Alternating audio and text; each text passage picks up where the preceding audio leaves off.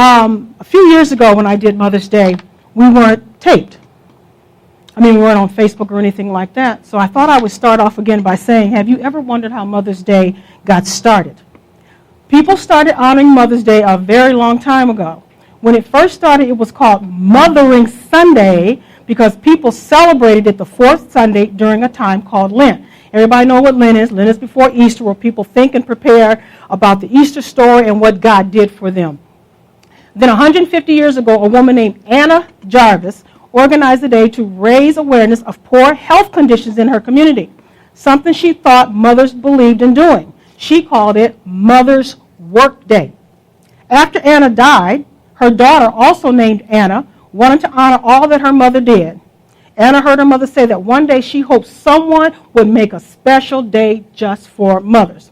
So Anna worked very hard and even talked to presidents and other leaders to try and create a special day just to honor them. By 1914, a man named Woodrow Wilson signed a bill recognizing Mother's Day as a national holiday. It just so happened that Anna's mother's favorite flower was the white carnation, and that's why mothers receive carnations on Mother's Day. The funny thing is Anna ended up disliking Mother's Day. She didn't want Mother's Day to be all about the expensive gifts and fancy flowers, but just a day to tell your mom that you love and appreciate her. Make her a nice card and treat her very special, and she won't need anything else except edible arrangements. Okay, so I think everybody sent me some edible arrangements. But it was so funny because this morning I turned my laptop on to see the news, and the first thing I came on was Anna Jarvis talking about why she started Mother's Day. And I'm like, oh, good, okay, confirmation that I go ahead, because I was kind of wondering whether I should read that or not. But anyway, Mother's Day should be celebrated 365 days a year, okay? It's one of the most appropriate, but this is the most appropriate time that some people use to say, thank you, Mom. But I like to hear it all the time. And I used to tease my kids all the time when we go to a restaurant and the waitress brings the food, my children would say, thank you. When the waitress would bring them more drinks, thank you. I'm at home serving their food. I'm lucky they didn't look at me and say, oh, this was good. Mothers don't they're expected to wait on their children. But listen to this. It says, love is patient, love is kind, love is not jealous, it is not proud, it is not conceited, does not act foolishly, is not selfish, is not easily provoked to anger, keeps no record of wrongs, takes no measure in unrighteousness, but rejoices in the truth, and love bears all things, believes all things, hope all things, and endure all things. That's in 1 Corinthians 13. Our society confuses love and lust. Unlike lust, God's kind of love is different towards us. It's an inward love for us as we have outward loves for ourselves. God's love is so unselfish. And a mother's love, whether children believe it or not, a mother's love is unselfish. I was watching that football player, I can't think of his name, he won the MVP. Right, basketball. Well, I was watching this athlete who won an MVP, and when he got the MVP, a lot of players want that, but he got that MVP, and a lot of them, they started by, I thank the man above, and I thank my mom, and and I thank my coaches, and I thank the school. This guy, he said, I thank my mother. And he went on and on about what his mother, and I got to think, listening to what he was saying, he was talking about he was raised by a single mom. She would feed them, and she would go to bed hungry. He remembered all of that. And there wasn't a dry eye in the place. He had the whole place. He said, you are an MVP. It was just off. That thing has gone viral, so you can see it on YouTube. And it says, and I was saying, the more we become like Christ, the more love we show to others. A mother's love will always be unconditional and unselfish.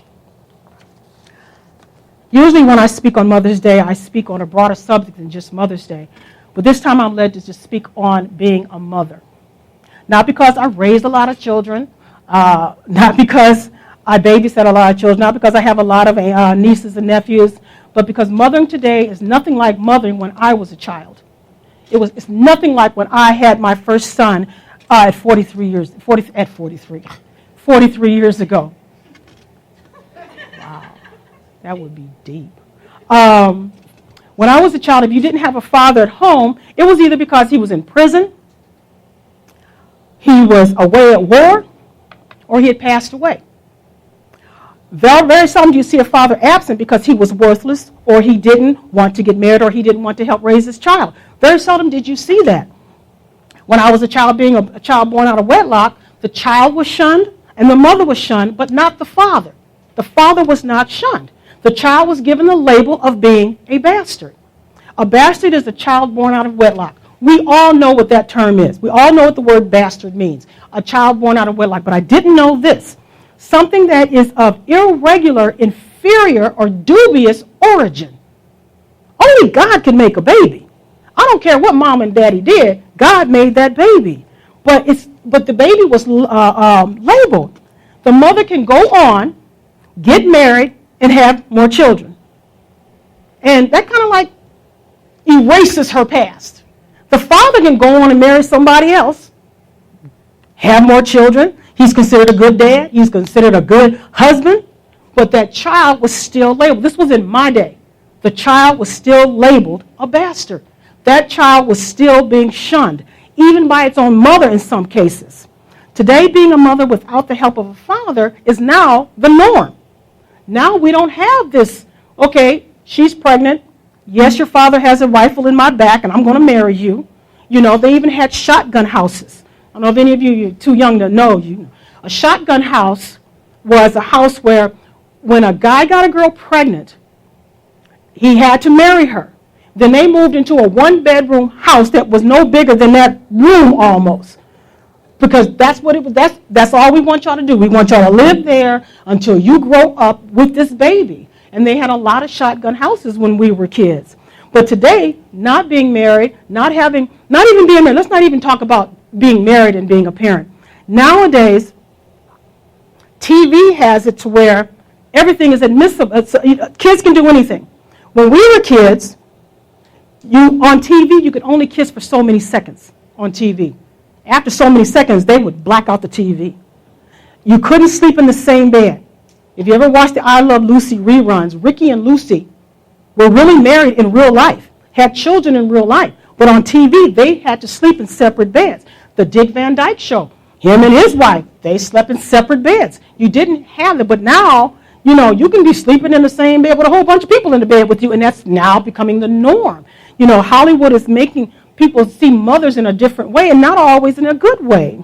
As you honor your mother this year, consider the foundation of the faith in your family. Many times the mother is the one whose faith holds the family together. It is often a mother's faith that is the foundation of the children's belief.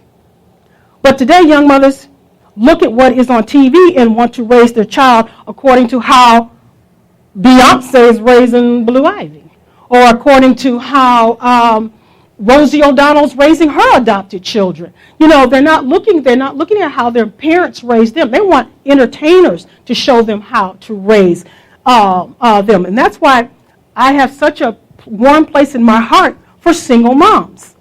There's no way on God's green earth I would ever have wanted to be a single mom. Let me put it to you this way. If I was a single mom, Scooter would be an only child. I would not have gone and had more children. I would not have adopted all those children. I did not want to be a single mom.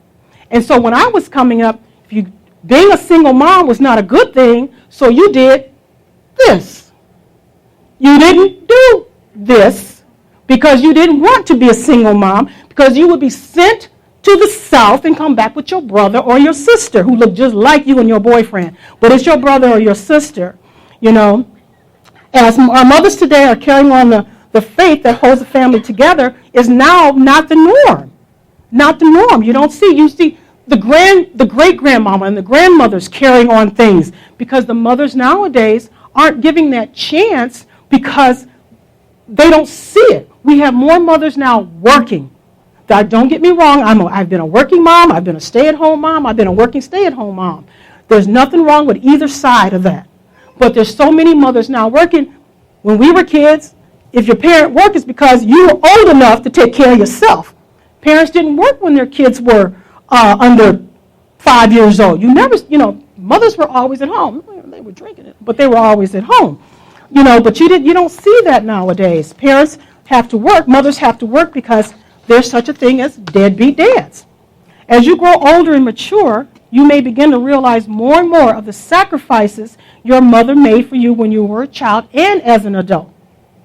This is a verse in 1 Peter 4:8 that I believe as we reflect on mother's love this Mother's Day, we can easily include this verse when we write a card. So next year, think about this when you're making that Mother's Day card. 1 Peter 4:8 says, keep your love for one another at full strength because love covers a multitude of sins. Mothers want to love their children. They want to cover them. They want to take care of them. But, we have so much stuff going on that we need to invest our time and talents where it will make an eternal difference with our children. We're not going to look at children just for today. It's an eternal difference that you want for your child. Mother's Day is also the perfect time of reminding your mother that you recognize what a high and holy calling motherhood is. It is not a simple calling. It is a noble of a job that God commands. To honor your parents is the first commandment. It said, children, obey your parents in the Lord because this is right. Honor your father and mother, which is the first commandment with the promise that it may go well with you and that you may have a long life. One thing all children learn when they first start school, Sunday schools and all that, is the 10 Commandments. And they know that in the commandments, they are to honor their father and their mother. Now, there's a difference between obeying and honoring. To obey means to do as one is told. To honor means to respect and love. Children are not commanded to disobey God in obeying their parents. Adult children are not asked to be subservient to domineering parents. Children are to obey while under their parents' care, but the responsibility to honor parents is for life. Life.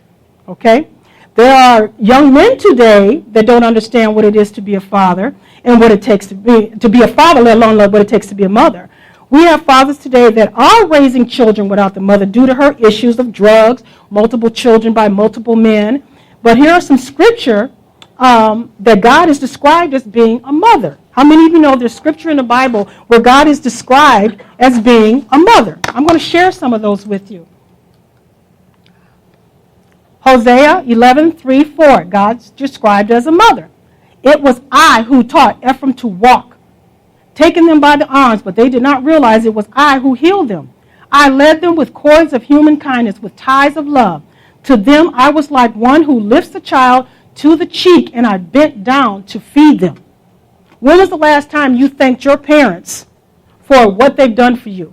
I don't care how many of your parents. Oh, that's a good answer. See? That was a big old no. We haven't done that in a while. See? No, not to walk that way. How many of you thank the teachers for teaching your children? How many of you thank the pastor for ministering to your children? How many times do we thank people? But how many times do you go to your mom and say, thanks, Mom. Thanks for doing the laundry. Thanks for doing the dishes. Thanks for cleaning up after my puppy. Just little things like that. Little thanks like that. Okay? Hosea 13:8. God described as a mother bear and lion. Now, I don't know how many white women are going to be listening to this tape, but as a black woman, we know this. We know this. Like a bear whose cubs have been taken away, I will tear your heart. I will devour you like a hungry lioness and mangle you like a wild animal. I remember when I was a kid, I was always told, black women, don't mess with a black woman's child. You don't mess with a black woman's child. Oh, no. Mothers will always protect their children. I remember one time in school, I got in trouble because I hit a nun. And I hit the nun because she hit me first. Hers was deliberate. Mine was a reflex. Deliberate, reflex. Deliberate, reflex. See how that worked? And this nun to me was huge. She was just, now that I'm adult, I remember she was what? Sister Leo Cadia. She was about this tall. But we know when you're a kid, and I was, short like Anna and Ro. And so when the nun hit me, my first reflex was to hit her back. And I knew I was going to the hall office. And I knew they were going to call Ora May. I knew I was dead. They're calling my mama. My mother would come to school. In those days, the gloves, fully dressed with stilettos. And you could hear her down the hall. Okay, I got to do something. So when they sent me to the hall office, the nun's face was really red because I hit her hard. My face wasn't. So on the way to the hall office, I pinched the area that she slapped me. So by the time I got to this is me walking to the hall office, real slow. And by the time I got to the hall office, my cheek was swollen. Because I wanted, my mom to see this nun try to kill me. So my mother gets in there, my mother's there, and I'm sitting there, Have you ever had tears well up, but they don't drop? So I'm doing a Naomi. I'm squeezing, trying to get these tears to drop so my mother can see I'm upset. And I'm just squinting, trying to get the tears to drop. My mother turned and looked at me like, So Sister Patrice said, yeah, she slapped Sister Leocadia. My mother's like, when I get you home, why did you slap Sister Leocadia? I said, because she slapped me first. Ora May went off in that office. Nobody puts a hand on my child but me. You don't be hitting my kid. Mothers are like a lioness. They do not want anybody to hurt their kid. Now, she hurt me all the way home. Okay, I got hurt all the way home. She drove there, but I thought we walked home. That's how just felt like the walk from the building to the car was so long because she was hitting me all the way to the car. I'm like, did we walk home? But a mother is like a lioness. Deuteronomy 32:11. Here's another one. God describes as a mother eagle. Like an eagle that stirs up its nest and hovers over its young, that spreads its wing to catch them and carries them on its pinions. Pinions, I had to look up, is the wing of a bird. Okay, so it's God, just like God, our mothers watch over us all the time when we're children. Deuteronomy 32:18. God who gives birth. You neglected the rock who had fathered you. You forgot the God who had given you birth. God gave birth, okay? There are times we forget that our Heavenly Father is and that who He is and that He created us. And we forget who actually birthed us, too. We actually were birthed. I don't care if you went through in vitro. I don't care if it was in the back seat of a car. Yeah, got birthed, okay? You got birthed. You're adopted. You were birthed before you got adopted. You got birthed. Isaiah 66:13. God is a comforting mother. I will comfort you there in Jerusalem as a mother comforts her child. What's more comforting than God's love? And it should be also what's more comforting than a mother's love. It should be. We should be able to say that. Our children should be able to say that. I have a couple more. Isaiah 49:15. God compared to a nursing mother. Can a mother forget the baby at her breast and have no compassion on the child she has born? Though she may forget, I will not forget you. God will never forget us like He's just like a loving mother will never forget her little child. Just like sometimes we feel that God has forgotten us when in fact we have forgotten Him. Sometimes we forget about the time and the love and the effort that our mothers have put in to raise us. Okay? Isaiah 42:14. God as a woman in labor. For a long time I have kept silent. I have been quiet and held myself back. But now, like a woman in childbirth, I cry out, I gasp, and pant. God is no longer silent, like a mother in labor. Psalms 131:2. Once again, God is a mother. But I have stilled and quieted my soul, like a weaned child with its mother. Like a weaned child is my soul within me. This is all about how God gives us security, 100% security. And a mother should be the same way. The mother is the same vessel, the security that a mother gives a child. Whether you're angry with your mother or not, that is still your mother, and there's a vessel of love that just comes from her. Or maybe you're searching for words to encourage your mother this year. Perhaps it's been a difficult year, a time of trials and trouble. But Paul says that, the heart of every believer is in the epistle to the church at Rome. When he says this Bible verses will uplift your mother's heart and spirit. She has been an encourager in your life. Maybe it's time you become an encourager in her life. Remind her that God is near. God is in control. Because moms need to hear that too. We need to hear from our children. It's going to be okay. Everything's going to be okay. Romans 8:38, 39. For I have persuaded that neither death nor life, nor angels nor demons, nor things present, nor things to come, no powers, nor height, nor depth, nor any other created thing can separate us from the love of God that is Christ Jesus our Lord. God tells us how great his love is so that we can be totally secure in him. Your mothers want you to be secure in them. But mothers have to depend on God for almost everything because man is fleeting. Things are fleeting. Jobs are fleeting. We have to stay in prayer as a mother. It is difficult for a Mother's Day to pass without considering the virtuous woman. Last night I was at the kitchen table still working on my message, and the girls, Alicia was in the kitchen getting ready for bed. Angel and Anna were in the bed. And my girls have this habit that I used to get upset with, but now they use it it doesn't really tick me off as much as it used to. You know, they would be in their bedrooms and they would text me in the house. You know, and that used to just really tick me off. And then the way our house is set up at the end of the house is Alicia's room here, then Anna's, and then Angel's, and the three of them are texting each other from their bedrooms with the door open. You know, and I'm like, you're right there. You could just talk like you used to before you all had phones. But last night I was in the kitchen working on this, and Anna sent me a text. And I'm like, okay. I read the text, and it said, Proverbs 31, 25 through 30. I think I still have it on my phone. Proverbs 31. And then she says, good night, and I love you. And I yelled through the house, I was just reading that, Anna. Just reading. And I got my phone. I was just reading that. And I'm texting her to tell her I'm reading Proverbs 31. And it says, who can find a virtuous woman? She is far more precious than jewels. Strength and honor are her clothing, and she could laugh at the time to come. She opens her mouth with wisdom, and loving instructions is on her tongue. She watches over the activities of her household and is never idle. Her sons rise up and call her blessed. Her husband also praises her. Many women are capable, but you surpass them all. Charm is deceptive and beauty is fleeting, but a woman who fears the Lord will be praised. Wow. Now, God is not saying, women of 2014, you have to do what this woman was doing in Proverbs 31, because there's only 24 hours in a day. We would need at least 48 to do the things that this woman is doing.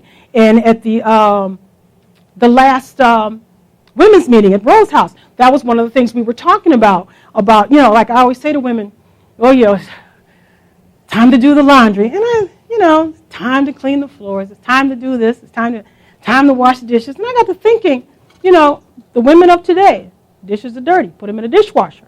Clothes are dirty. Put them in a washing machine. Dry them in a dryer. Floors are dirty. Get a vacuum cleaner. Vacuum the floor. So how tedious is your job compared to this woman? I remember when we were children, you know, with Barney and Betty and Fred and Wilma, when I was at my grandmother's house and we would do laundry, we did it on a washboard. We did the laundry on a washboard. Then we put it in this thing in your wringer, and it would come out the wringer. Then you'd put it back through the wringer, and it would be just as, you know, wrung out as it could be. Then you took it outside, and you hung it on the line, and the clothes, a shirt would be this hard when you took it off the line. It would be so hard because they had starch in it. And then you brought it in the house, and then you wet it. You would wet the shirt so you could iron it. And I just think, why don't you just take it off the line before it gets totally dry? But they needed that starch to dry. And then they would just iron it. Now that, to me, is a working woman. That's a working woman. You know, you go out to the cotton field with a baby on your hip. Yeah, you can't even put your baby on your hip and go to the post office. Watch the baby, I'm running to the post office. So God is not asking us to be exactly like the woman in Proverbs, but he wants us to look at her as an inspiration, just as an inspiration. You don't have to follow everything, but to look at her as an inspiration. And another thing that, to me, a woman having a baby makes her a mother, they say. Well, I don't always agree with that. I remember a woman when I was growing up. She didn't have any children, but she was better than some of the women who had children. she was there for us who were having problems. And I think of women like Shawnette. Shawnette doesn't have her own children, but she has children. So it's not just because you birthed somebody at the time. It's how you tender and care and love children. And sometimes women without children are more loving than women with children because, see, they can love them and send them home. We got to keep them. We got to keep them. Anyone whose faith is in the Lord finds in him all comfort, strength, and protection. A mother of faith knows that he is her refuge. You can be sure that many times during motherhood, she has sought the refuge of God, not only for herself, but for us as well, as her children as well. And whether you have a working, loving relationship with your mother, that should not deem how you treat your child. If you see something that your mother did that you didn't like, then you don't do that with your child. But you don't go to her and say, well, listen, I'm not raising my child the way you raised me. And as you're saying that to your mother, she's looking at you like, you turned out okay, so why are we having this conversation? But you know what? Everybody raises their child different. And I realized the other day that I grew up not knowing. This was something I did not realize until recently. I did not know for the first 16 years of my life, I knew not one divorced person. Not one divorced person until I was 16 years old.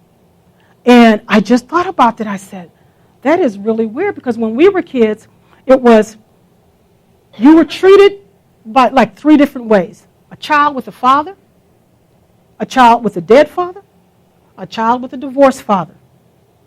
Okay? Now, a child with a father was okay. I mean, everybody, you can be a jock, you can be a cheerleader, because you're coming from a two-family home. You all that. A child from a divorced family, the mother automatically got custody. There was no ifs, ands, or buts about it. Mother got custody. Daddy really didn't want custody, but he didn't want to say that. Mother got custody. Father got visitations on weekends, and he would take them to the zoo. Fathers, that's how it was. But there was still like a stigmatism on you if you were from a divorced family. But if your daddy was dead, Lord help you. You got away with murder. I remember one time I got in trouble with school. I got into a fight with this girl, and I took a plug of her hair out. It wasn't a weave. And they took me we didn't go to the dean's office. We went to the counselor's office. And we went to school together, just so y'all know. Went to the counselor's office, and I know, once again, I went to a private school, which I don't understand. I went to a Catholic school. Why they called it private, anybody could go to as long as they had money to pay for it. But I went to a Catholic school, and but my mother put me in a public school because I wasn't going to an all-girls high school. That's all it was, because she knew I was going to fight. So she knew not to put me in an all-girls high school. So I went to a public school, Evanston Township High School. And so I knew I was in trouble in this high school. I knew they were going to call Orme. I knew she was going to put the gloves on and the stilettos on, and she was going to walk down that hallway loud enough for me to hear her coming. And I started crying, squeezing them tears out again. And the counselor said, I don't think it was Mr. Erie, I can't remember which one it was. He said, why are you crying? Why do kids do that? You do dirt, you do all this stuff, and now you want to cry. I just want my daddy. And he's like, I know her daddy's dead. He's been dead like 5 years. You can see it in his face. Her daddy's been dead like 5 years. I just want my daddy. He said, okay, sit down. You just spend the rest of the day here in my office until you don't worry about it.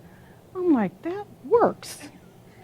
That really works. So I told my brothers about it. I said, I started crying for daddy, and I didn't get in any trouble. We took up a scheme. We took a cup, a bowl-like cup, and we put Dominican nuns of St. Mary's on it. And we went around and collected money for the Dominican nuns of St. Mary's so we could eat lunch every day. Free lunch, because you had to buy your lunch, and they had good food. And we collected all this money, telling them it was for the Dominican nuns of St. Mary's. And people were putting in $5 bills. For a whole year, we were pigging out at lunchtime. And we got caught. I told my brother, they took the three of us in there, and they had to go call the nurse, because we were, oh, God! If Daddy was here, we wouldn't have done that. If Daddy was here, we would have had lunch money. Got away with it. A divorced child, they would have called both parents from both homes. father at home, he would have had to leave his job. Deceased dad, we did it for 4 years. For 4 years. Got away with it for 4 years. And then when I left, my brothers told the truth. They got in so much trouble. And I'm like, why didn't y'all just carry the scam on? You know, carry the scam on. We could get away with it. And another thing I did, like I said, I didn't know anything about divorced parents until I was about 16 years old. And it just really bothered me. And I think this is another reason why I do not like Disney movies. I'm not a Disney fan at all. In Disney, all stepmothers are what? Wicked. All stepmothers are wicked. And that just really bothers me. You know, you go into, you get remarried, and you don't hear about wicked stepfathers in Disney. It was always the wicked stepmother. And they made the father weak. They made him so weak that the stepmother would just say, you will work 20 jobs, and he would do it. And the kids would be closed in a closet. And I was like, I don't like Disney. I don't like the way they portray stepmothers. But that's how we were raised, that there's the good mom, the good dad, and the stepmother. And then the new father was the breadwinner. So you had 2 breadwinning dads, a mom, and a stepmother. It was never, oh, is this your stepmother? Stepmother. Oh, stepmother. You know? And I was like, that is not fair. That is not fair. Not that I had planned on becoming a stepmother to anybody, but it just really got me. And then the first time I met a divorced woman, it was my sister. She divorced her husband after 2 years. And I was devastated. You took vows. You're a mother. You have a child. But that was the first thing. It was like my world was opening up. And then I remember saying to myself, now I know why my great, and it's as simple as this, people, and why you're here on this earth. My great-great-grandmother, I'm not going to go further than that, had my great-great-grandmother, so she could have my great-grandmother, so she could have my grandmother, so she could have my mother, so my mother could have me, so I could adopt these children. Not bring in these 3. That's right, all 3 of you are here today. Not to bring in these 3. God had already said, I knew I was going to have these babies, but God had another plan for me as a mother. Not only will you raise these 3 most beautiful children in the whole wide world, I'm going to have you adopt some more beautiful children. I'm going to have you, and that's how I'm not looking at, maybe I should be a CEO of a company one day, or maybe I should do this, and I know why God put me on this earth. I know why he had all these women to go down this road to have me, and so I could have you guys, and once you turn 18, I'm through. If you don't want to make anything out of your life, I did everything that God told me to do. Don't make me get up here and start to humming, y'all. Don't make me start to humming up in here, because I will disown some stuff that you said I did, because I did not do it. Did not do it. I loved all of my children. But here's some things I just want to share with you real quick. It says, I've often wondered why the law requires that we have a license to drive a car, catch fish, cut hair, polish fingernails, but we don't need a license to become a mother. It's reassuring to know that although the job is bigger than I can handle alone, I don't have to do it alone. Why don't we have to do it alone? Because God is with us every step of the way. I got one more here. Don't ever become so busy that you fail to realize how very happy you are. And that's another thing I used to always look at. I don't want to exist. I tell him all the time, I don't want to just exist. I want to live. I want to enjoy life. Mother's statements has meant much to me as I have raised our children. Whenever I have felt overly busy to the point of neglecting the little joys, the expressions of appreciation, the realization of how happy we are, whenever we play with the children seem more of a duty than a privilege, I have thought of Mother's words. They have been a warning beacon that has changed my attitude towards life and what is valuable.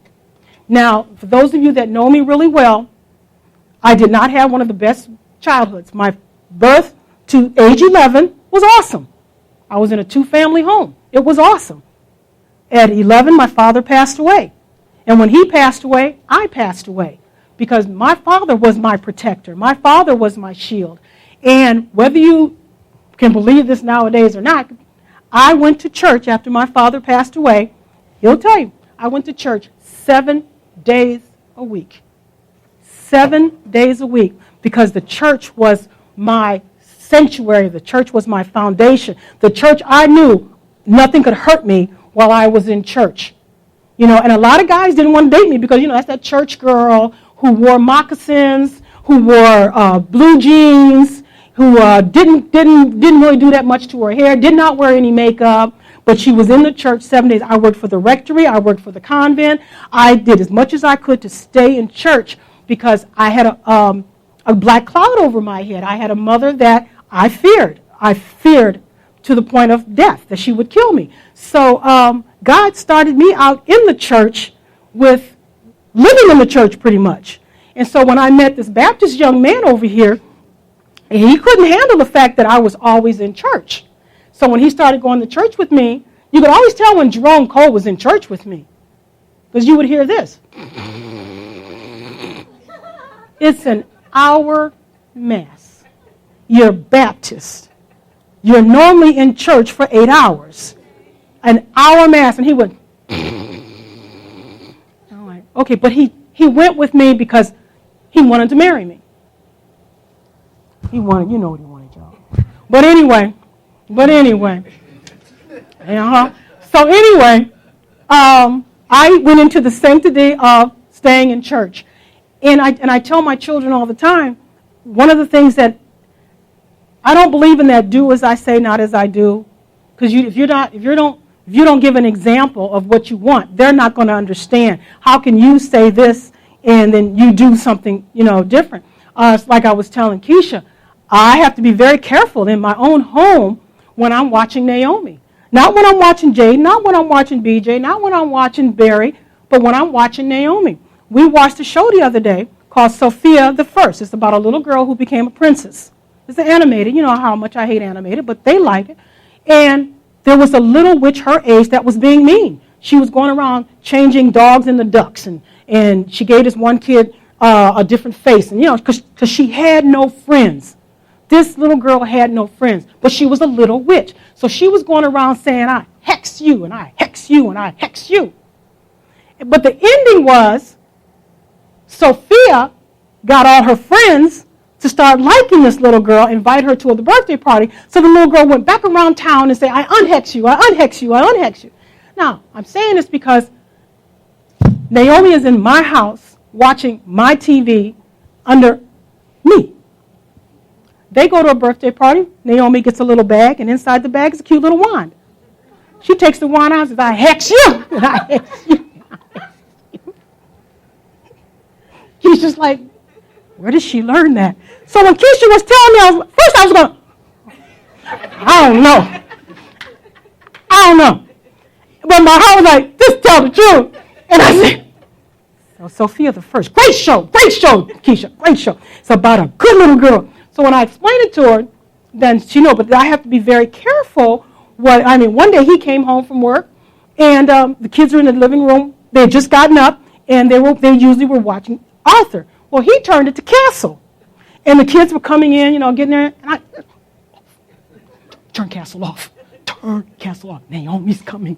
Turn Castle off. Because, Naomi came in like, that ain't Arthur.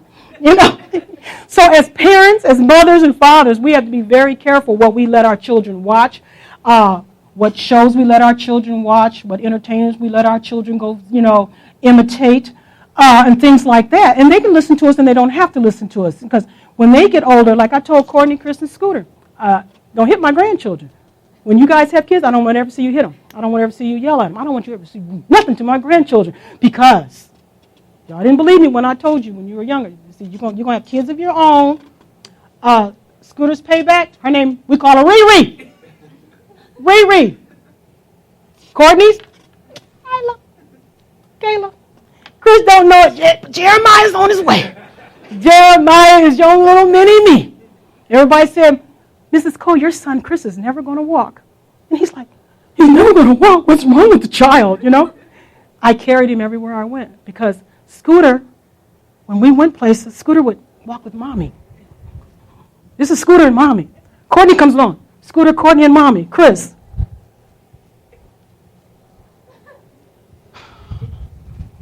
Come on, Chris. So I carried this child everywhere I went because as a mother, I want him to be in the pack with us, you know? Because as a mother, we try to do everything that we can to make it happy for our children. One last thing, and then I'm closing. That's my first closing, but this is really. I challenge you. I admonish you. I encourage you to recognize that the children God has given you are sinners who must be pointed to the Savior. Make it your goal to return your children to the King as saints who are well prepared to live their lives for Jesus. Don't make the priority returning to Him beauty queens, brilliant scholars, successful career persons, or wealthy entrepreneurs. Lead them first to be lovers of Jesus. Thank you very much.